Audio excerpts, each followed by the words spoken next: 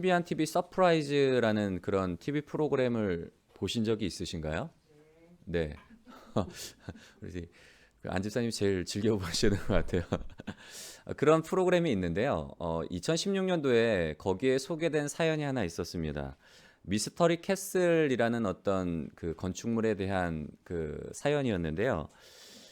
어, 이 보면은 동판이 잘 안 보이실 거예요. 이 동판에 그 미스터리 캐슬 써 있으면서 밑에는 1930년부터 1945년도 이렇게 적혀 있는데요. 이 미스터리 캐슬은 그 보이스 루터 컬리라는 남성에 의해서 1930년부터 1945년 동안 지어졌대요. 근데 이 사람이 이 집을 건축한 사연이 있는데요. 이 사람이 이제 그 폐결핵에 걸린 거예요. 근데 1930년대만 해도 사실 뭐 의료나 이런 것들이 잘 발달됐던 시기는 아니잖아요. 더군다나 이 사람이 그 가정 형편이 그렇게 좋지 못했기 때문에 경제적으로 넉넉한 상황이 아니다 보니까 이 폐결핵을 치료할 수 있는 그런 상황이 못 되는 거예요. 근데 이 사람이 결혼해서 딸을 하나 낳아서 부인과 행복하게 살고 있었는데 자기가 폐결핵에 걸리고 그리고 이것을 치료할 수 있는 어떤 상황이 안 되니까 어떤 선택을 하게 되는가 하면 아내와 딸을 너무 사랑하기 때문에 내가 우리 사랑하는 아내와 딸과 함께 생활하면 이 결핵이 전염이 될까 봐 이야기하지 않고 몰래 떠나요. 사랑하기 때문에. 혹시라도 자기로 인해서 아내와 딸이 감염될까 봐 그냥 상의하지 않고 얼마나 가슴 아팠겠어 이 사람도 떠날 때 눈물을 머금고 떠나는데 그렇게 떠나서 생활을 하다 보니까 너무 그리운 거예요. 가족이 그립고 사랑하는 딸이 보고 싶고 그래서 이 사람이 그 아픈 몸을 가지고 이 사랑하는 딸을 위해서 내가 사랑하는 딸을 위해서 뭔가를 남겨주고 싶은데 할 수 있는 게 없잖아요. 그래서 그 아픈 몸을 끌고서 돌을 하나씩 날라서 집을 짓기 시작하는 거예요. 돌을 날라다가 그리고 뭐 수레바퀴나 어디서 빠진 수레바퀴나 폐자재들을 그냥 모아서 15년 동안이나 그 병약한 몸을 가지고 딸을 위해서 딸에게 무언가를 남겨주겠다는 마음으로 집을 지어요. 보면 이게 전경의 모습인데 이렇게 보면 참 그럴싸하지만 사실 보면은 네 그렇게 썩 이렇게 좋은 모습은 아니에요. 이게 이제 전경이고 이렇게 가까이서 본 모습을 보면 돌들을 막 날아다 쌓다 보니까 회반죽으로 막 이렇게 쌓다 보니까 뭐 이렇게 좋은 모양은 아니에요 사실. 그리고 요거는 이제 예, 실내 모습인데 이런 모습을 하고 있어요. 근데 이 사람이 1945년쯤에 거의 이 집이 완공될 쯤에 이제 세상을 떠나요. 15년 동안을 사랑하는 딸을 위해서 이렇게 건물을 짓다가 이제 세상을 떠나게 되는데 근데 이 친구가 적어놓은 그 보고 싶어서 보지 못하니까 그냥 그 자기의 그 마음을 편지로 남겼나 봐요. 근데 친구가 우연히 그 편지를 발견하고는 이제 가족에게 그 편지를 전달해 줘요. 이전까지만 해도 그 아내와 딸은 아버지에 대해서 오해하고 있었죠. 왜냐하면 한마디 상의도 없이 갑자기 떠나버렸기 때문에 아버지가 우리를 버리고 떠났구나. 그렇게 오해를 하고 있었는데 이 모든 상황을 알게 되니까 그 아버지에 대한 마음이 이제 볶는 녹도 다 녹아지게 되고 오해했던 것들이 다 풀리게 되고 딸이 이 아버지의 마음을 뒤늦게 알고 나서는 이 집으로 이제 이주를 해서 평생 동안 이 집에서 살았다고 그래요. 그래서 이 미스터리 캐슬이 그런 사연을 담고 있는데 이 집이 그 미국 CNBS에서 선정한 가장 이상하지만 가장 아름다운 집으로 선정이 됐다고 합니다. 왜냐하면 이런 스토리 때문에 외관상으로 봤을 때는 뭐 건축학적으로도 뛰어난 건물도 아니고 볼품 없고 정말 이상하기 짝이 없어요. 그럼에도 불구하고 가장 이상하지만 가장 아름다운 집이 될 수 있었던 그 아버지의 마음, 딸을 향한 그 사랑의 마음으로 그 병약한 몸을 가지고 15년 동안을 이 집을 한 땀 한 땀 일궈냈기 때문에 그렇게 아름다운 집으로 선정이 되었는데요. 여러분 오늘 말씀과 관련해서 우리 한번 좀 생각을 좀 해볼까요? 만약에 이런 집의 어떤 스토리를 듣고 이제 그 딸이 아버지의 그 마음을 가지고 이 집에 살게 되는데 딸에게 있어서 이 집은 단순한 건축물이 아니란 말이에요. 건축물 이상의 의미가 있는 거예요. 돌 하나, 켜켜이 쌓여 있는 돌 하나하나, 그리고 마당에 있는 풀 한 포기, 그리고 나무 한 그루에도 자기를 향한 아버지의 사랑의 마음이 하나하나 다 담겨 있단 말이에요. 딸이 그 집 안에 있다는 건 아버지의 그 사랑 안에 자기가 거하고 있다는 거예요. 집은 단순히 이 딸에게 있어서 건축물이 아니라 아버지의 분신과도 같고 아버지의 사랑이 느껴지는 그런 소중한 공간이란 말이에요. 그런데 누군가 이 아버지의 그 스토리를 듣고서 야, 이거 정말 좋은 기회다. 이거 돈 되겠다. 하고 그 집에 들어와 가지고 막 아버지의 뭐 초상화나 뭐 어떤 작은 뭐 돌덩이나 이런 거를 돈 주고 판다고 생각을 해보세요, 여러분. 그 딸이 기뻐할까요? 아니면 딸이 화를 낼까요? 왜냐하면 이 공간은 정말 소중한 아버지가 나에게 남겨준 공간이잖아요. 아버지를 추억할 수 있고 아버지의 사랑을 느낄 수 있는 공간인데 누군가 이 공간을 상업적인 목적으로 자기의 어떤 경제적인 목적으로 이용한다면 당연히 화를 내게 돼 있단 말이에요.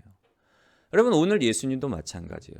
예수님도 성전에서 뭐 짐승을 제물로 드릴 짐승을 팔고 그리고 성전세를 낼 이런 어떤 환전 성전 세계로 환전해 주는 이런 환전상들의 상을 뒤집었고 노끈으로 채찍을 만들어서 짐승을 쫓아내고 성전을 청결케 하는 이런 어떤 거룩한 분노에 사로잡혀서 예수님께서 이런 행동을 한 이유에는 다 의미가 있는 거예요. 이 딸이 메리가 만약에 그런 장사꾼들이 들어와서 그렇게 했다면 보이는 그런 반응을 똑같이 예수님께서도 보이는 거예요. 그렇다면 예수님께서는 왜 이런 거룩한 분노에 사로잡히셨을까요? 그만큼 성전에는 특별한 의미가 있어서 그런 거룩한 분노에 사로잡히게 되셨는데 그 잠깐 활성 한번 해주시겠어요? 네. 네. 전으로 한번 눌러주세요. 네. 성전의 의미는 무엇일까? 우리 한번 읽어볼까요? 1번 시작. 성전은 하나님의 왕되심을 드러내는 장소이다. 예. 성전에는 어떤 의미가 있는가 하면 하나님의 왕되심을 드러내는 장소가 바로 이 성전이에요. 하나님이 이스라엘 백성들을 이 보좌, 이 성소에 임재하여 주셔서 이스라엘 백성들을 자기의 백성 삼으시고 이곳에서 하나님이 통치하시는 장소가 이 성전인 거예요. 그리고 성전에는 또 다른 의미가 있는데요. 성전은 어떤 의미가 있는가 하면 두 번째로 우리 함께 읽겠습니다. 시작. 성전은 임마누엘의 하나님을 드러내는 장소이다. 예. 성전을 통해서 하나님이 우리와 함께 하시는 장소예요.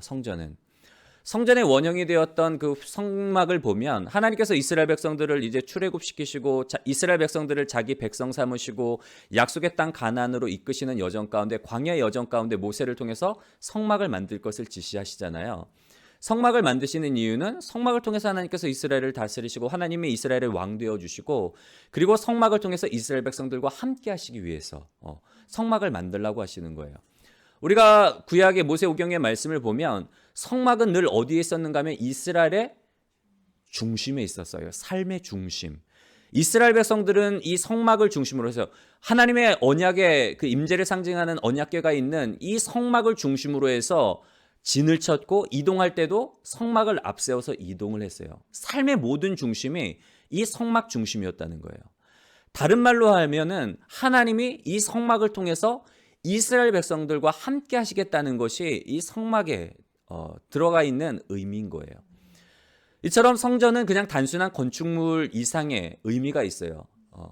뭐 사람들은 그 예수님 당시에 이 헤롯 성전 43년인가요? 43년 동안 계속해서 짓고 있는 40년 넘게 짓고 있는 이 성전을 바라보면서 그 성전에 단순히 성전에 보여지는 그 웅장함과 내부의 그 화려함과 이런 외적인 것에 감동되고 감탄을 하지만 예수님께서는 성전의 그 외관이 아닌 무엇을 보신다고요? 성전의 참된 의미를 보시는 거예요. 이 성전은 하나님의 보좌요. 이 성전은 하나님께서 이스라엘 백성과 함께 하시기 위해서 지으신 곳인데 사람들이 그곳을 그 의미를 잊어버리고 하나님을 경외하지 않는 거예요. 성전을 장사꾼의 집으로 만든다는 건 하나님에 대한 경외감도 없고 하나님에 대한 두려움도 없이 그냥 자기의 어떤 유익과 목적, 경제적인 목적만으로 그렇게 더럽히니까 예수님이 그것을 보면서 이제 거룩한 분노에 휩싸이게 됐던 거죠.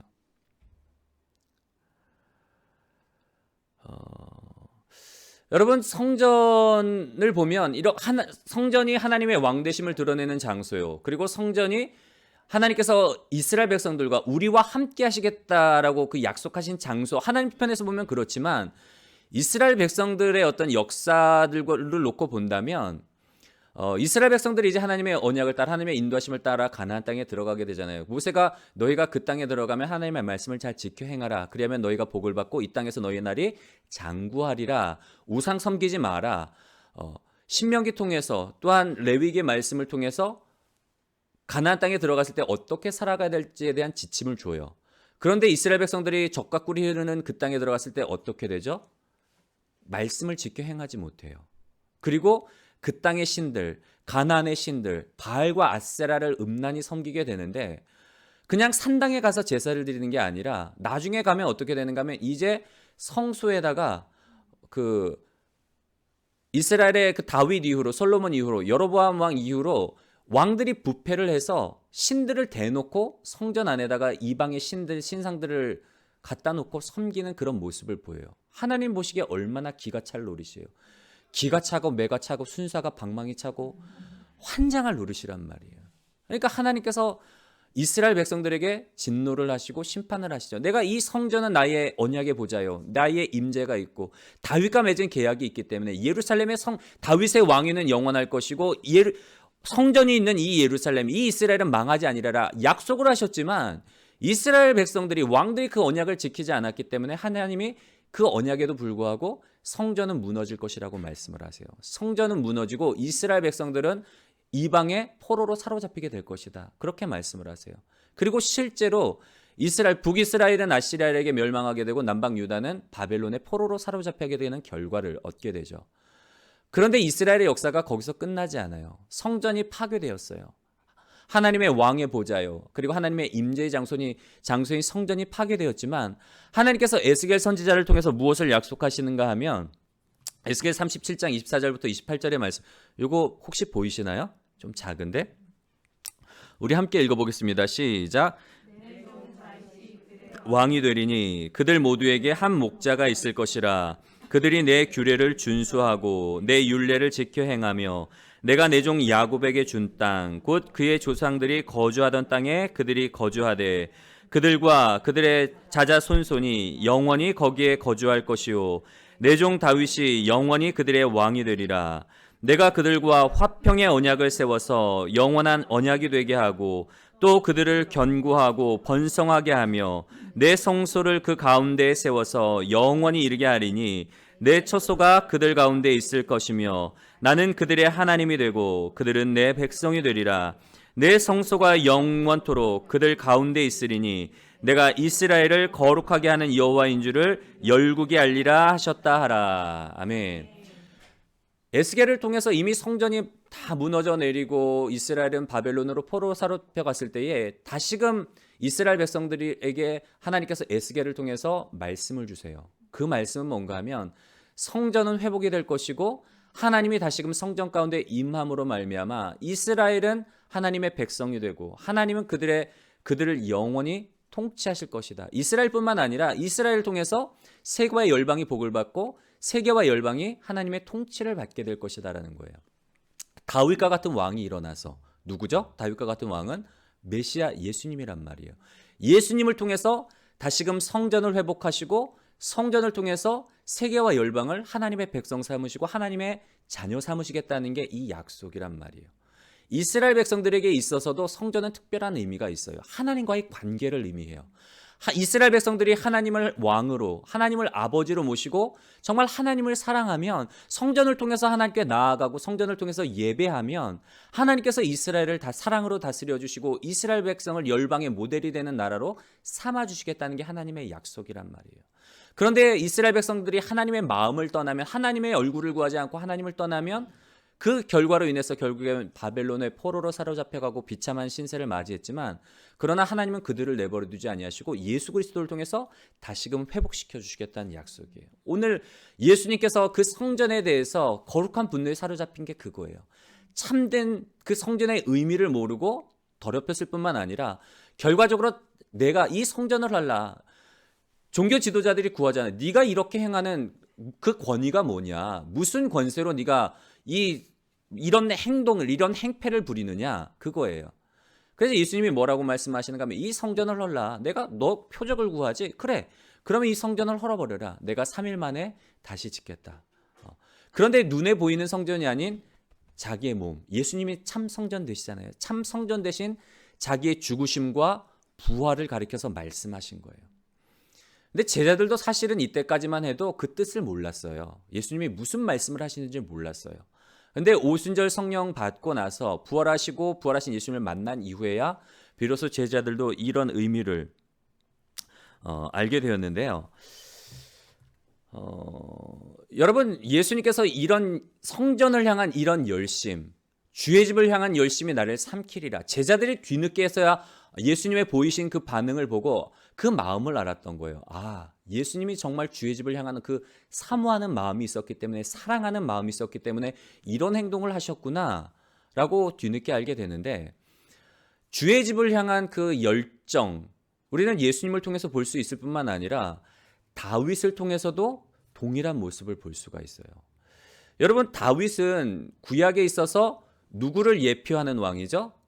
예수님을 예표하는 왕이 다윗이에요. 어떻게 보면 다윗의 모습을 통해서 우리는 오실 메시아인 예수님의 모습을 볼 수 있단 말이에요. 다윗은 누구보다도 주의 집을 사모하는 열심이 있었어요. 우리가 다윗이 이제 처음 유대 지역에서 헤브론에서 유대 지파들의 이제 사울이 죽고 유대 족속들이 이제 사울이 죽었으니까 왕이 없잖아요. 그래서 자기의 동족인 그 다윗을 왕으로 추대를 해요. 그래서 다윗이 헤브론에서 약 7년 동안 다스리다가 이제 그 기간 동안 북이스라엘에서도 여러 가지 뭐 어떤 사건 사고가 있다가 이제 북이스라엘 사람들도 다윗을 우리의 왕이 되어달라고 그러고 다윗을 왕으로 추대를 해요. 본격적으로 다윗이 북이스라엘과 남유다의 통일 왕국의 왕이 된 후에 제일 먼저 취한 게 뭐죠? 언약궤를 예루살렘 성전으로 옮기는 일을 해요.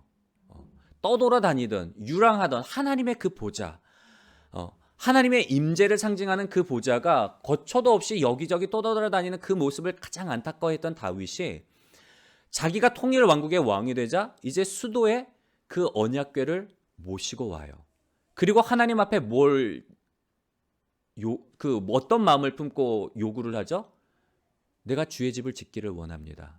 내가 이제 이 하나님의 임재를 상징하는 이 언약궤를 예루살렘에 모시고 왔는데, 하나님, 나는 이렇게 좋은 화려한 왕궁에 나는 살고 있는데 하나님은 집도 없이 아직도 그 광야 시대 그 성막 속에 있는 모습이 내가 너무 안타깝네요. 하나님은 그 초라한 그 성막에 있는데 나는 이런 화려한 왕궁에 있는데, 하나님, 내가 주님을 위해서 집을 짓고 싶어요. 주님을 집에서 내가 집을 짓겠습니다. 그때 하나님께서 뭐라고 말씀해요? 나단 선지자를 통해서 너는 이미 전장에서 너무 많은 피를 흘렸기 때문에 내가 그 마음을 안다. 내가 온 우주 만물을 만드신 하나님이 내가 뭐 처소가 부족해 하겠냐, 뭐 네가 부족하게, 온 우주 만물이 다 나의 보좌요 나의 집인데 그럼에도 불구하고 내가 너의 마음을 알기 때문에 오케이, 내가 그 마음을 받을게. 그리고는 너는 짓지 못하지만 네 아들 솔로몬을 통해서 내가 성전을 짓게 하고 내가 그곳을 나의 보좌 삼고 나의 집 삼아서 내가 이스라엘 백성과 영원히 거하겠다. 내가 그런 마음을 품었으니 다윗 너로 말미암아 내 후대로 말미암아 그 왕위가 끊어지지 않냐고 영원토록 내 왕위가 지속되리라. 그런 약속을 주시잖아요. 다윗 언약, 예루살렘 성전 언약. 그 언약을 받고 다윗은 그냥 멈춰섰을까요, 여러분? 아니에요. 다윗은 솔로몬을 통해서 하나님께서 성전을 건축하겠다고 하셨지만 다윗은 주의 집을 향한 열심이 있었기 때문에 그 모든 재료들을 다 친히 준비를 해요. 역대상 22장 2절부터 5절의 말씀을 보면 우리 한번 요거는 나중에 말씀해요. 죄송해요. 그 보면은 우리 한번 찾아보겠습니다. 역대상, 요거 좀 보면서 성경을 보면서 좀 넘어갈게요. 역대상 22장 말씀을 한번 보겠습니다. 중요해서 찾아보는 거예요. 역대상 22장.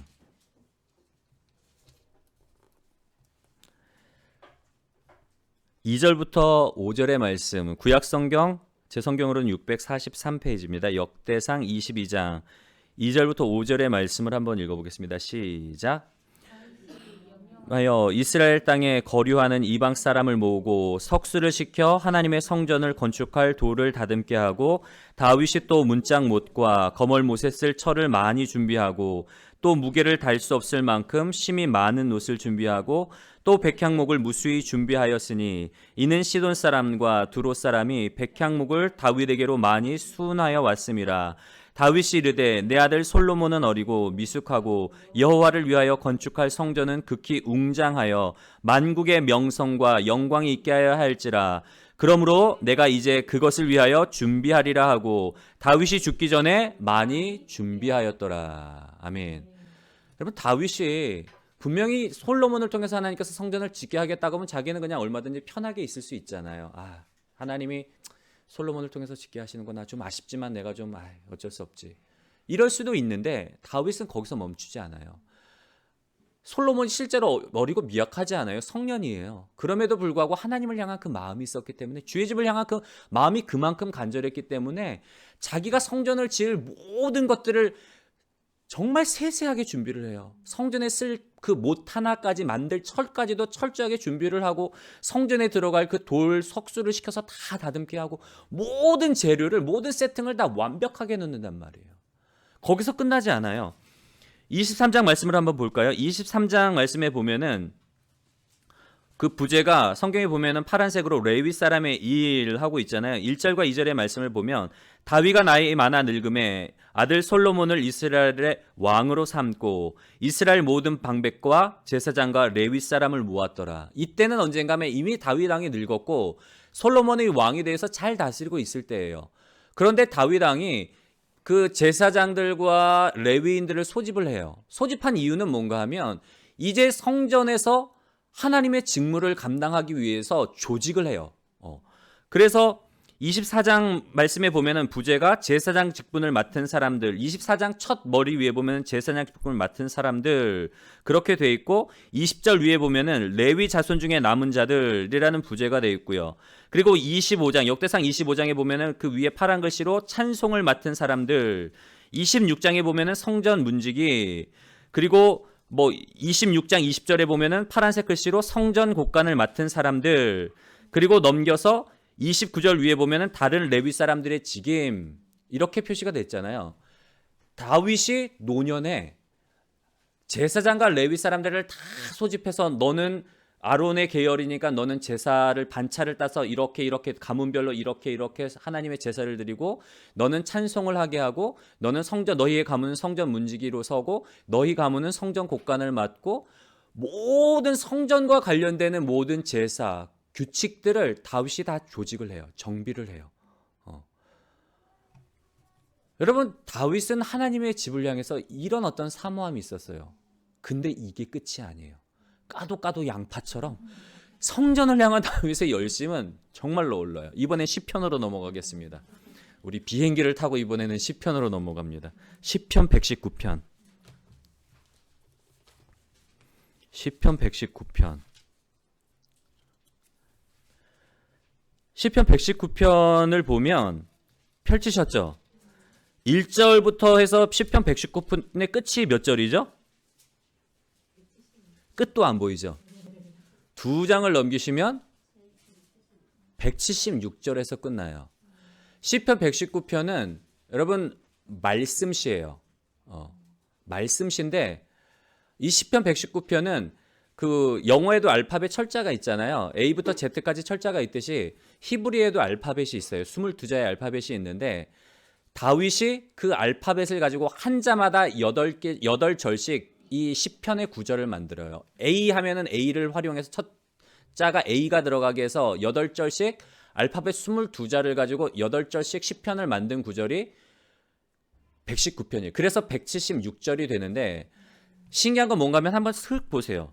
모든 절들마다 말씀이 들어가 있어요. 주의 언약, 주의 규례, 주의 율례, 말씀이라는 단어들이 다 이 말씀 속에 들어가 있는 거예요. 제가 좋아했던 청년 때 붙잡았던 말씀 시편 119편 9절 10절의 말씀도 이때 여기에 있어요. 청년이 무엇으로 그 행실을 깨끗게 하리까? 내가 주께 범죄치 아니하려고 주의 말씀을 내 발 가운데 내 마음 가운데 두었나이다. 그리고 또 우리가 잘 좋아하는 말씀 105절에 보면은 주의 말씀은 내 발의 등이요 내 길의 빛이니이다. 이런 주옥 같은 말씀들이 다 이 119편 안에 있는 거예요. 119편, 176절 모든 절들마다 하나님의 말씀, 주의 율례, 주의 규례, 주의 계명 모든 말씀들이 다 이 안에 들어가 있는 거예요. 그만큼 다윗은 하나님의 말씀을 깊이 묵상했어요. 근데 다윗의 시대는 어떤 시대인가 하면 사사시대 이후에 사울왕, 다윗왕이 나오잖아요. 사사시대는 정말 영적으로 암흑기예요. 이스라엘 백성들이 하나님을 찾지도 않고 늘 범죄하고 막 넘어지고 이 사건의 연속이에요. 얼마나 이 사사시대가 부패를 했는가 하면 17장부터 20장인가요? 사사기의 마지막 21장 마지막을 보면 그 레위인들을 고발하는 사건이 두 개가 나와요. 레위 첩사건과 미가의 금신상 사건 두 사건이 기록되어 있어요. 하나님의 말씀을 부지런히 묵상하고 가르쳐서 이스라엘 백성들로 하여금 하나님을 섬겨야 될 그 레위인들이 부패한 거예요. 하나님의 법도를 몰라요. 그래서 이스라엘 백성들이 결국에는 하나님의 법도도 모르고 하나님의 예법도 모르고 말씀을 모르다 보니까 그래서 이스라엘 백성들이 하나님 앞에 범죄하는 그런 결과가 됐다라고 사사기의 끝을 통해서 고발하는 내용이 바로 그 두 사건인데 그런 시대 속에서 다윗은 하나님의 말씀을 깊이 묵상했던 사람이에요. 그래서 이런 시편을 기록할 수 있었고 다윗은 사울의 칼날을 피해 도망 다닐 때에도 그냥 원망하고 불평하는 게 아니라 그 상황 속에서도 하나님을 바라보고 하나님을 묵상해요. 시편에 보면은 다윗이 사울을 피해서 블레셋 사람 땅에 들어가서 그 블레셋 왕 앞에서 방백들이 그러잖아요. 왕이시여 저 사람 누군지 아십니까? 골리앗을 죽인 사람이에요. 이스라엘 백성들이 사울이 죽인 자는 천천히요 다윗이 죽인 자는 만만이라고 칭송하는 그런 사람인데 어떻게 저 사람이 지금 사울의 대적에 대해서 쫓긴다고 우리가 저 사람을 정치적으로 망명한다고 받아줄 수 있습니까? 위험합니다. 안 됩니다. 분위기가 여기다가는 까딱하면 죽게 생겼으니까 다윗이 뭐하죠? 미친 척해요. 침을 질질 흘리고 미친 척을 해서 그 위기를 벗어난단 말이에요. 그 상황 가운데서도 시편을 기록을 해요. 사울의 칼날을 피해 다니면서도 여호와여 나를 궁휼히 여기소서 원수들이 나를 사냥꾼의 올무에서 나를 건져 주시옵소서. 늘 다윗은 모든 상황 가운데서 시편을 기록해요. 그리고 120편부터 보면은 부제가 뭐라고 되어 있는가 하면 120편부터 한번 보세요. 부제가 뭐죠? 성전에 올라가는 노래. 121편도 성전에 올라가는 노래. 122편도 다 성전에 올라가는 노래예요. 성전관에 올라가는 노래. 뭐 다윗의 시 해서 134편까지 성전에 올라가는 노래예요. 누가 졌을까요? 다윗이 진 거예요. 성전에 올라가는 노래. 성전이 만들어지기도 전에 물론 이 성전의 노래라는 표현은 나중에 붙여졌을 수도 있어요. 이스라엘 백성들이 성전을 향해 순례를 가면서 불렀던 시편이 이 성전의 이 시편들 주로 인용해 불렀던 시편이라서 성전의 노래라고 불렀을 수도 있는데 중요한 건 성전이 지어지기도 전에 다윗은 이미 하나님의 얼굴을 구하면서 이런 시편을 졌단 말이에요. 다윗이 얼마만큼 하나님을 사랑했는지, 다윗이 얼마만큼 주의 집을 사모했는지를 우리가 말씀을 통해서 지금까지 쭉 봤잖아요. 대단한 사람이에요. 하나님이 왜 다윗을 가리켜서 이는 내 마음에 합한 사람이다. 다윗이 물론 약점도 있어요. 잘못도 해요. 우리아의 아내를 보고 그냥 마음이 유혹이 찾아와서 그 충신 우리아를 적전해서 죽게 하고 밧세바를 아내로 취하는 이 간음 사건, 살인죄를 범하잖아요. 그럼에도 불구하고 간음한 죄인, 살인을 저지른 죄인임에도 불구하고 하나님께서 다윗을 향하여서 이는 내 마음에 합한 사람이라 인정할 수 있었던 건 뭔가 하면 다윗한테 뭐가 있었다고요? 하나님을 향한 갈망, 하나님을 향한 그 사모함이 있었어요. 다윗이 그냥 우리가 단순히 다윗이 주의 집을 향한 그 열심, 하나님, 다윗이 주의 집을 향해 주님 집을 지려고 그렇게 노력해서 하나님이 예뻐하신 거 아니에요? 그게 아니란 말이에요. 그러면 나도 하나님 앞에 이거 아프리카 오지에 교회 개척하고 그렇게 하면 하나님이 이뻐하시지 않겠어요?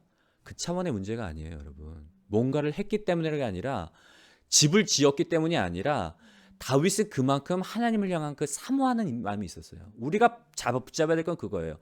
주의 집을 향한 그 열심 이면에는 뭐가 있었다고요? 하나님의 얼굴을 늘 구하기를 원했어요. 주님, 화려한 왕궁에 거하는 것보다 내가 주의 집에 문지기로 거하는 것이 좋사오니. 성전에 문지기로 거하는 게 좋대요. 왜냐하면 성전 옆에 있으면 내가 주의 임재를 늘 사모할 수 있으니까. 주님의 임재를 거할 수 있으니까. 내가 사모하는 예수 하나님을 그토록 늘 가까이서 모실 수 있으니까, 만날 수 있으니까, 사랑할 수 있으니까. 그래서 주의 집을 짓기를 원했던 거예요. 여러분, 이 마음이 누구의 마음이라고요? 예수님의 마음이에요. 예수님이 단순히 성전이 하나님의 보좌요, 이스라엘 백성들과 함께하는 그 임마누엘의 장소일 뿐만 아니라 예수님이 그 성전이 더럽혀진 것을 보고 그런 어떤 거룩한 분노, 주의 집을 향한 그 열심히 나를 삼키리라, 주의 집을 향한 그 사모함이 있었던 건 뭐라고요?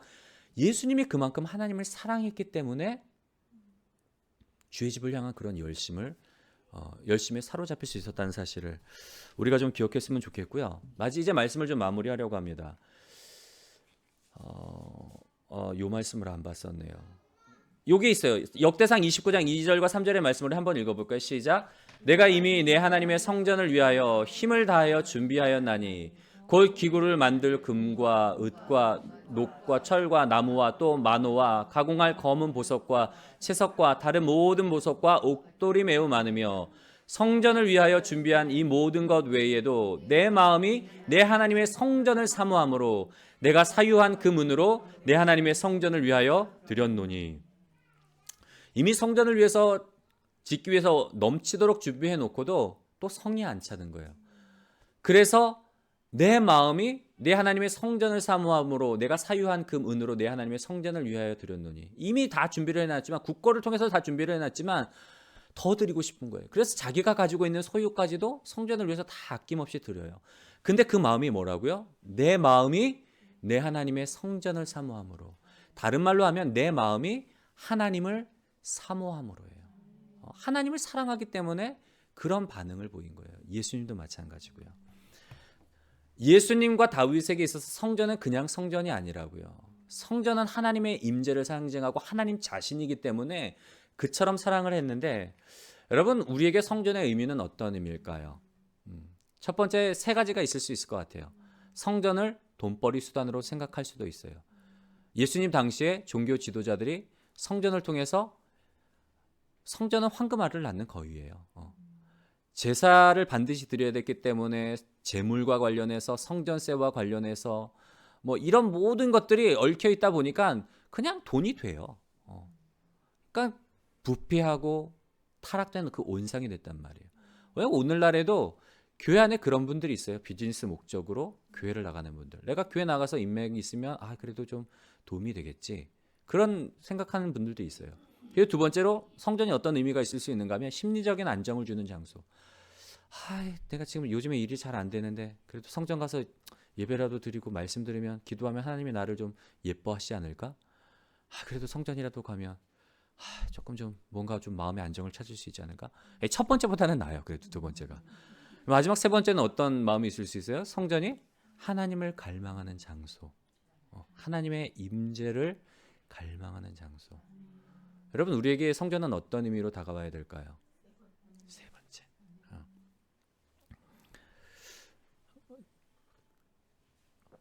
제가 말씀 준비하다가 재미있는 그 유머를 하나 발견했어요. 원래 말씀을 이 방향으로 하려고 했던 게 아니에요. 진짜 참성전인 예수님 해가지고 참성전과 짝퉁 성전 이렇게 비교하려고 자료들을 좀 찾았었는데, 하나님이 또 이 방향으로 말씀을 또 이끄시더라고요, 성령님이. 그래서 이제 그 자료 중에 어떤 자료가 있었는가 하면, 인터넷에 보니까 이런 게 있더라고요. 명품과 짝퉁 구별법 해 있는데, 1번, 난 예배 때 꼭 챙기면 명품, 새벽 기도 갈 때 챙기는 것은 짝퉁. 2번, 동창회에 들고 가는 것은 명품, 가족 모임에 들고 가는 것은 짝퉁. 3번, 구입 비용을 알면 명품, 값을 모르는 것은 짝퉁. 4번, 잘 보인 곳에 보관된 것은 명품, 장롱 구석에 처박아 둔 것은 짝퉁. 5번, 친구에게 안 빌려주는 것은 명품, 쉽게 빌려주는 것은 짝퉁. 6번인데요. 저는 이게 그렇게 막 은혜가 되더라고요. 이게 공감이 되는 거예요. 이거 진짜 맞다. 이거를 딱 보는 순간 삥 하고 그 전구가 반짝 들어오더라고요. 6번이 뭔가 하면, 비 올 때 머리에 쓰고 뛰는 것은 짝퉁, 가슴에 품고 뛰면 명품. 여러분, 이거 공감되지 않나요? 비 올 때 막 그 비 피하려고 막 머리에 들고 가는 건 짝퉁이래요. 근데 비 오면 아 이거 행여라도 이 가죽 물에 젖을까 봐막 나는 맞아도 괜찮아요. 맞아서 머리가 빠지던 근데 이거 젖을까 봐 가슴에 꼭 품고 이렇게 팍 뛰어가는 건 명품이라는 거예요. 명품은 그만큼 소중히 생각하는 거예요, 여러분. 여러분. 예수님이 우리의 성전 되신 예수님. 여러분, 예수님을 어떻게 활용하시나요? 그냥 내 위기를 피하기 위해서 지금 이 지금 고난의 시기를 피해서 가야지. 예수님 방패로 가야지. 이러고 계신가요? 아니면 내 사랑 되신 예수님 꼭 끌어안고 가고 계신가요? 제가 목요일 날 사실 우리가 아까 처음에 했던 찬양 있잖아요. 주 예수 나의 산 소망. 이 찬양을 혼자 여기서 이렇게 기타 치면서 찬양을 하는데 성령이 너무 감동을 주시는 거예요. 내 마음가운데 막 주체할 수 없는 이 찬양을 하면서 주체할 수 없는 감동을 주셔서 또 막 눈물이 막 그 앞을 가리는 거예요. 막 눈물이 막 팡팡팡 쏟아져요. 울면서 제가 하나님 또 이번에는 어디로 흘려보내라고 또 이렇게 감동을 주실까? 처음에는 그렇게 생각을 했어요. 근데 이렇게 탁 찬양을 하면서 막 주체할 수 없는 그 감동에 이 고백 한마디 한마디 그 고백이 은혜가 되면서 주 예수께서 나의 사슬을 끊어주시고 사망 권세 이기신 그 예수 그 찬양을 하면서 막 주체할 수 없는 그 감동에 막 눈물을 흘리는데 어디 흘려보내라고 하시는 게 아니라 저로 하여금 감사하게 하시더라고요. 뭐 잘 아시겠지만 저도 뭐 2018년에 이제 큰교회 부목으로 이제 있다가 사임을 하고 2019년부터 광야의 길을 걸었죠. 금방 저는 임지를 찾아서 갈 줄 알았는데 1년 동안 사역지가 없어서 쉬었어요. 근데 이제 먹고 살아야 되잖아요. 그러다 보니까 생계를 위해서 쿠팡에서 한 1년 반 이제 배송 기사로 일을 했는데 하면서 또 이제 10월에 이제 수서에 또 우리 감독이 예배 처소가 생겨서 거의 저희가 이제 새 들어서 이제 거기서 예배 모임을 가졌는데 지나온 과정이 참 쉽지 않은 과정이었어요. 힘들었고 많이 고민도 했었고 그러다가 이제 하나님이 작년에 이곳에 이제 하나님께서 온전히 수서에서 독립해서 교회를 개척하게 시키셨단 말이에요. 하나님이 하신 거예요. 강권적으로. 모든 스토리들 여러분들은 잘 알고 계시잖아요. 어떻게 이 교회가 세워졌고 지금까지 어떻게 하나님이 일을 하시고 계시는지 그 스토리들을 잘 아시잖아요. 진짜 하나님이 하신 거란 말이에요. 근데 목요일은 그 찬양을 하면서 너무 가슴 벅차니까 찬양 쉬고 이제 앉아서 요 앞에 앉아서 하나님 왜 이렇게 감동을 주세요? 또 어디 흘려보내라는 거예요? 근데 이제 그게 아니다. 그러면서 이제 딱 지나온 과정을 또 돌이켜보게 하면서 감사하게 하시더라고요. 제가 감사한 제목은 뭔가 하면 너무 감사하다. 내가 생각하고 내가 계획했던 길로 갔다면 제가 지금 그 순간 저한테 있어서는 진짜 너무 감사한 거 유일하게 감사한 건 뭔가 하면 내가 예수 그리스도를 알아서 예수님이 나의 죄의 사슬을 끊어주시고 내 사망의 권세를 끊어주셔서 나의 주가 되시고 내 유일한 산소망 내가 지금 이 순간만큼은 오직 예수님만 바라보고 예수님 한 분만으로 만족하고 예수님이 정말 나의 산소망이라는 그 한 가지 사실만으로 인해서 너무 가슴 벅찬 거예요. 만약에 내가 계획하고 내가 생각했던 그런 평탄한 길들로 갔다면 제가 그 순간 그 고백을 못했을 것 같아요. 그런데 그 순간 정말 다윗이 마치 주의 집을 향한 그 열망함으로 오직 주님만 바라보고 주님 한 분만으로 인해서 가슴 벅차고 주의 집을 향해서 모든 것을 드렸던 그 마음 알겠더라고요. 다른 거 모든 게 없어도 그냥 그 자리에서 예수님이 나의 주인 되어주시고 예수님이 이제껏 나의 삶 가운데 주관자 되어주시고 이곳까지 나를 인도해 주신 그 은혜의 손길 그 사랑의 손길을 아니까 그거 하나만으로 내가 예수님 한 분만으로 만족하고 있다는 그 사실 내가 예수님 한 분만으로 인해서 너무나 기뻐하고 감사하고 있다는 그 한 가지 사실만으로 인해서 너무 감사한 거예요. 여러분 우리가 이제 말씀을 생각하면서 이제 찬양하고 기도를 할 텐데요. 주 예수 나의 산 소망 이 찬양을 하면서 예수님이 우리의 유일한 소망 되었으면 좋겠습니다. 참 성전 되신 예수님이 하나님을 향한 그 사랑으로 주의 집을 향한 그 열심으로 그 사랑의 마음을 보이셨던 것처럼 다윗이 주의 집을 향한 그 열심으로 하나님을 사랑하기 때문에 그 열심에 사로잡혔던 것처럼 우리 또한 예수님을 그런 마음으로 사랑하기 원합니다. 예수님이 오신 목적은 요한복음 17장에 예수님의 기도에 보면은 아버지와 창세 전부터 예수님과 하나님, 성령, 성부, 성자 하나님, 성령 하나님은 창세 전부터 완전한 사랑의 교제 속에 있었어요. 무엇 하나 부족함이 없는 온전한 사랑의 교제 속에 있었는데 그 사랑을 더 확장시키기 위해서 하나님의 형상을 따라 인간을 만드셨고 인간들이 범죄해서 타락해서 하나님의 교제 안으로 들어올 수 없자 예수 그리스도를 통해서 예수님이 십자가 지고 죄의 문제를 해결하시고 죽으시고 부활하셔서 참 성전 되셔서 예수 그리스도를 통해서 이제 아버지와 우리의 사랑의 교제 속에서 우리의 하나 되게 하소서. 이게 예수님의 기도예요. 요한복음 17장에 나오는 기도는 유일한 예수님이 하나님께 드리는 기도는 아버지와 내가 하나이듯 저들도 우리 안에 하나가 되게 하소서. 누구를 통해서요? 참 성전 되신 예수 그리스도를 통해서. 이게 하나님의 뜻이에요. 그 사랑의 교제 속으로 우리를 불러들이는 것. 그 사랑의 교제 속에서 아버지와 아들 예수님의 그 사랑의 교제 속에서 우리도 하나 되는 것. 여러분 우리의 유일한 소망이 우리가 성전에 나오는 목적이 경제적인 목적, 심리적인 안정을 넘어서서 정말 사랑하기 때문에 하나님을 향한 그 열망으로 예수님을 향한 그 소망으로 하나님 앞에 나아가는 복된 저와 여러분들이 되시기를 주님의 이름으로 간절히 소원합니다.